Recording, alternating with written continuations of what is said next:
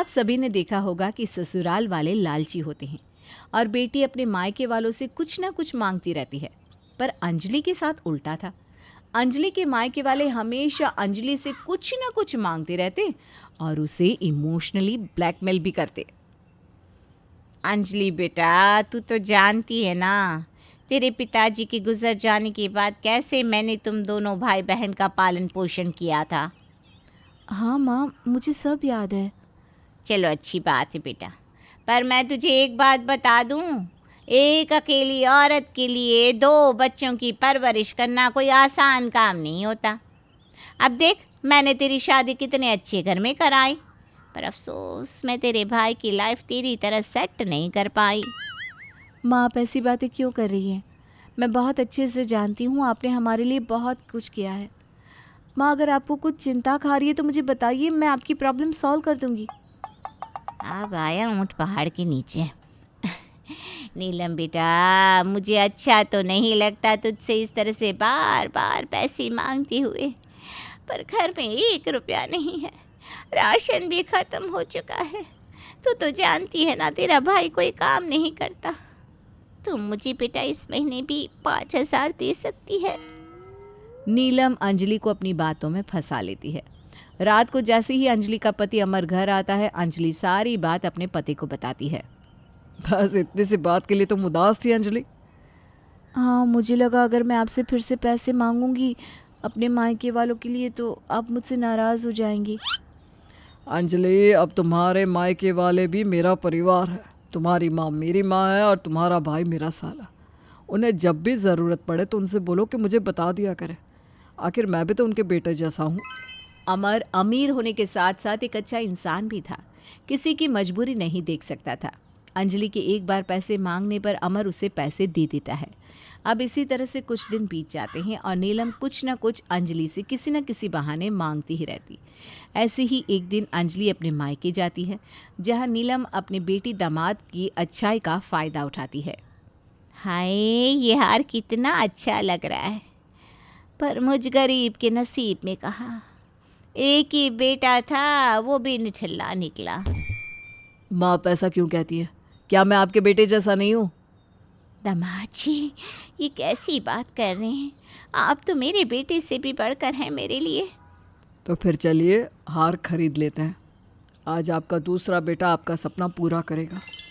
इस तरह से अमर सब कुछ नीलम को दिलाता जो नीलम उससे मांगती। समय यूं ही बीतता है और नीलम का लालच बढ़ जाता है। अब नीलम के साथ उसका बेटा अर्जुन भी अपनी माँ के साथ अपनी बहन और जीजा की अच्छाई का फ़ायदा उठाता है। ऐसे ही एक दिन अंजलि के मायके वाले उसके ससुराल आते हैं, जहाँ नीलम अपने मगरमच्छ के आंसू सबको दिखाती है। माफ़ करना दामाद जी, माफ़ करना सरस्वती बहन, पर मैं आप लोगों पर बोझ नहीं बनना चाहती हूँ। अंजलि के पिताजी हमें इतने कर्ज में छोड़कर चले गए थे कि मुझे घर गिरवी रख कर कर्जा उतारना पड़ा। हाँ जीजा जी, माँ सच कह रही है। पैसे नहीं चुका पाए इसलिए कर्जदार ने हमारा घर हड़प लिया और हमें धक्के मारकर घर से निकाल दिया। हमारे पास रहने का कोई ठिकाना नहीं है। कुछ दिनों के लिए हमें सहारा दे दीजिए। मुझे जैसे ही नौकरी मिलेगी मैं यहाँ से माँ को लेकर चला जाऊँगा। नीलम बहन जी, ये क्या बोल रही हैं आप? ये घर भी आप ही का है। आप दोनों को कहीं जाने की ज़रूरत नहीं है। आखिर इसी घर में आपकी बेटी भी तो रहती है। आज से हम सब एक साथ परिवार की तरह रहेंगे। अब अंजलि के मायके वाले उसके ससुराल में आकर डेरा जमा लेते हैं। समय यूं ही बीतता है और नीलम अपनी ही बेटी के ससुराल में फूट डलवाने लगती है। ऐसे ही एक दिन, नीलम बेटा, मैंने तेरी शादी इतने बड़े घर में कराई, मुझे लगा तू रानी बनकर रहती होगी, पर मेरे यहाँ आने के बाद मुझे तो तुम नौकरानी नज़र आ रही हो। तो दामाद जी और अपनी सास से क्यों नहीं कहती कि एक नौकरानी रख ले? आखिर मेरी बच्ची अकेले कितना काम करेगी? माँ, घर में ज़्यादा काम नहीं रहता और माँ जी बहुत अच्छी है, हमेशा मेरी मदद करवाती है। मैं खुद ही नहीं चाहती कि घर में नौकरानी आए। ज़रा प्यार देखो दोनों सास बहू में। कोई बात नहीं, ये प्यार ज़्यादा दिन थोड़ी ना रहेगा। अभी आग लगाती हूँ दोनों सास बहू में। अंजलि अपनी माँ की बातों में नहीं आती, पर नीलम भी हार नहीं मानती और दोनों सास बहू में लड़ाई करवाने के लिए अब सरस्वती के पास जाती है। माफ़ करना सरस्वती बहन, पर तुमने जो कुछ सुना वो पूरा सच नहीं था। मैं मानती हूँ कि मेरी बेटी कामचोर है, उसे घर में नौकरानी चाहिए, सास को सास समझती है, थोड़ी बहुत आपकी बुराई कर देती है, पर मेरी बेटी दिल की बहुत साफ है। क्या? अंजलि बहू ने ऐसा कहा? मुझे विश्वास नहीं हो रहा। अनजाने में ही सही बहन, पर आपने अपनी बेटी का सच खुद ब खुद मेरे सामने रख दिया।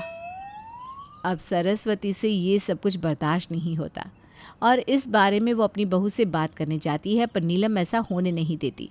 समय यूं ही निकलता है और नीलम अपने बेटे के साथ मिलकर अपनी ही बेटी को अपने दामाद और सास की नज़र में नीचे गिरा देती है। माँ देखो ना, माँ जी और अमर जी को क्या हो गया है? कोई भी मुझसे सही से बात नहीं करता। आखिर मुझसे ऐसी क्या गलती हो गई जो ये सब मुझसे नाराज़ हैं? अंजलि बेटा, ससुराल वाले ऐसे ही होते हैं, बस कुछ दिन अच्छे होने का नाटक करते हैं। पर तुझे ना इस तरह से हिम्मत नहीं हारनी, तुझे भी इनकी तरह बनना होगा।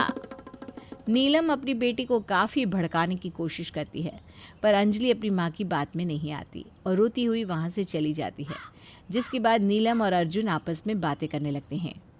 माँ, आपको क्या लगता है, आपकी ये सौतेली बेटी आपकी सगी बेटी होती तो शायद अब तक सुन चुकी होती और अपने पति के साथ हमें लेकर अलग रह रही होती। लगता है आपकी दाल यहाँ नहीं गलने वाली।